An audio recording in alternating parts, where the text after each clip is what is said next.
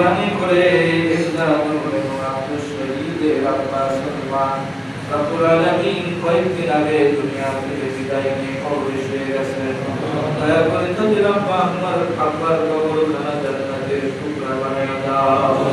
তোমার শান্তির মালিক সন্তানের পক্ষ থেকে দিবার মতো কিছুই নেই। যা কিছু আয়োজন করেছে আমরা যা কিছু করেছি দয়া করে সবটুকু তার আব্বার কবরে পৌঁছায় দাও। মেহেরবানি করে তওবায়ে হাদিয়াগুলো রসিলায় তার কবর আযাবকে মাফ করে দাও।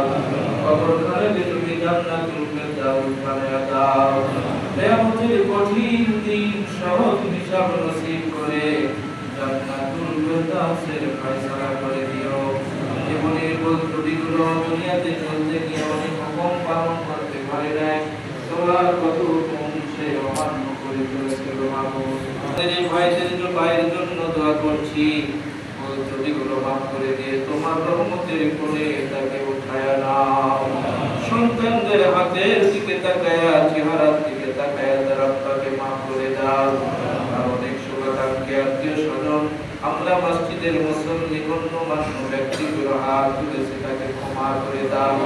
ওই কবরস্থানে যারা তত আত্মীয় স্বজন তাদের ঘুমিয়ে আছেন সকলকে মাফ করে দাও। সন্তানাদি যাদেরকে রেখে গিয়েছেন সিরাতাল মুস্তাকিমের উপরে পরিচালিত করো। যে পথে চললে তুমি খুশি হবো এই পথে চলার তৌফিক দিয়ে দাও। সুস্থতা তোমার পক্ষ থেকে আসে, দয়া করে তাকে শারীরিক সুস্থতা দান করে দাও। رب ارحمهما كما ربياني صغيرا برحمتك يا